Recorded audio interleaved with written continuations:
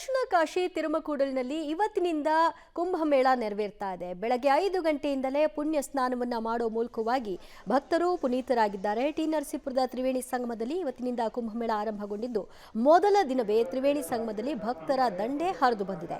ಕುಂಭಮೇಳದಲ್ಲಿ ಮಹಿಳೆಯರು ಭರ್ಜರಿ ಸ್ಟೆಪ್ ಸಹ ಹಾಕಿದ್ದಾರೆ. ತೆಪ್ಪದಲ್ಲಿ ದೇವರನ್ನ ತೆಗೆದುಕೊಂಡು ಒಂದು ಸುತ್ತು ಹಾಕಿ ಮಹಿಳೆಯರು ಪ್ರದಕ್ಷಿಣೆ ಮಾಡಿದ್ದಾರೆ.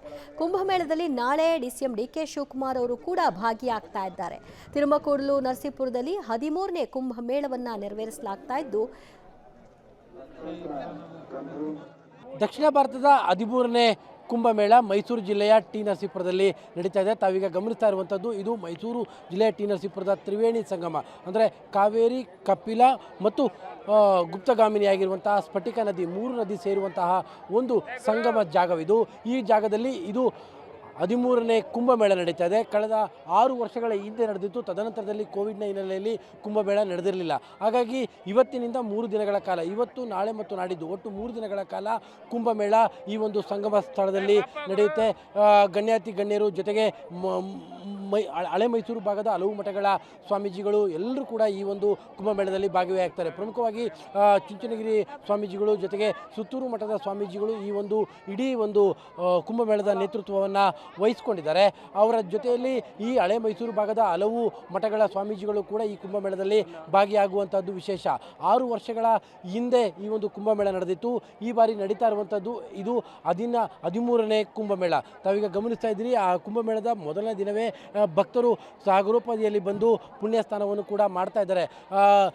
ಮುಹೂರ್ತದ ಪ್ರಕಾರವಾಗಿ 12ನೇ ತಾರೀಕು ಮಧ್ಯಾಹ್ನ 11:15ರಿಂದ 12:15ವರೆಗೂ ಕೂಡ ಪುಣ್ಯ ಸ್ಥಾನಕ್ಕೆ ಮುಹೂರ್ತವನ್ನು ನಿಗದಿ ಮಾಡಲಾಗಿದೆ.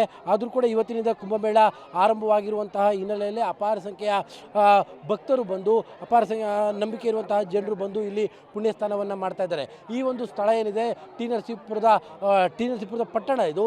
ಈ ಒಂದು ಪಟ್ಟಣದಲ್ಲಿ ಒಂದು ಕಡೆಯಿಂದ ಕಾವೇರಿ ನದಿ ಹರಿದು ಬಂದರೆ ಮತ್ತೊಂದು ಕಡೆಯಲ್ಲಿ ಕಪಿಲ ನದಿ ಹರಿದು ಬರುತ್ತೆ. ಜೊತೆಗೆ ಗುಪ್ತಗಾಮಿನಿಯಾಗಿ ಸ್ಫಟಿಕ ನದಿ ಇರುವಂತಹ ಕಾರಣಕ್ಕೋಸ್ಕರವಾಗಿ ಇದು ತ್ರಿವೇಣಿ ಸಂಗಮ ಅಂತಲೇ ಪ್ರಸಿದ್ಧಿಯನ್ನು ಪಡೆದಿರುವಂಥದ್ದು. ಈ ಒಂದು ಜಾಗದಲ್ಲಿ ಮೊದಲು ಆರಂಭದಲ್ಲಿ ಚುಂಚನಗಿರಿ ಬಾಲಗಂಗಾಧರನಾಥ ಶ್ರೀಗಳು ಈ ಒಂದು ಕುಂಭಮೇಳವನ್ನು ನಡೆಸುವಂತಹ ಪ್ರಸ್ತಾಪವನ್ನು ಶುರು ಮಾಡಿದ್ರು. ತದನಂತರದಲ್ಲಿ ಅದಕ್ಕೆ ಹಳೆ ಮೈಸೂರು ಭಾಗದ ಹಲವು ಮಠಗಳು, ಪ್ರಮುಖವಾಗಿ ಸುತ್ತೂರು ಶಿವರಾತ್ರಿ ದೇಶಿಕೇಂದ್ರ ಸ್ವಾಮೀಜಿಗಳು ಸೇರಿದಂತೆ ಹಲವು ಸ್ವಾಮೀಜಿಗಳು ಈ ಒಂದು ಕುಂಭಮೇಳದ ತಯಾರಿಗೆ ಒಂದು ಬೆಂಬಲವಾಗಿ ನಿಂತರು. ಪರಿಣಾಮವಾಗಿ ಇದು 13ನೇ ಕುಂಭಮೇಳ ಅತ್ಯಂತ ಯಶಸ್ವಿಯಾಗಿ ಈ ಒಂದು ಭಾಗದಲ್ಲಿ ನಡೀತಾ ಇರುವಂಥದ್ದು. ಈಗಾಗಲೇ ಇವತ್ತಿನಿಂದಲೇ ಪುಣ್ಯ ಸ್ನಾನ ಮಾಡೋದಕ್ಕೆ ಜನರು ಕೂಡ ಅಪಾರ ಸಂಖ್ಯೆಯಲ್ಲಿ ಬಂದಿದ್ದಾರೆ. 12ನೇ ತಾರೀಕು ಗಣ್ಯಾತಿ ಗಣ್ಯರು ಜೊತೆಗೆ ಯತಿವರಿಯರು ಎಲ್ಲರೂ ಕೂಡ ಬಂದು ಇಲ್ಲಿ ಪುಣ್ಯ ಸ್ನಾನವನ್ನು ನಡೆಸ್ತಾರೆ. ನಾನು ಆಗಲೇ ಹೇಳಿದಂತೆ ಸುತ್ತೂರು ಶ್ರೀಗಳು, ಬಾಲಗಂಗಾಧರನಾಥ ಸ್ವಾಮೀಜಿಗಳು ಜೊತೆಗೆ ಹಳೆ ಮೈಸೂರು ಭಾಗದ ಹಲವು ಸ್ವಾಮೀಜಿಗಳು ಕೂಡ ಅವತ್ತು ಪುಣ್ಯ ಸ್ಥಾನದಲ್ಲಿ ಕೂಡ ಭಾಗವಹಿಸ್ತಾ ಇದ್ದಾರೆ. ಕ್ಯಾಮ್ರಾ ಪರ್ಸನ್ ಕಾರ್ತಿಕ್ ಜೊತೆ KP Nagaraj, public TV, Mysuru.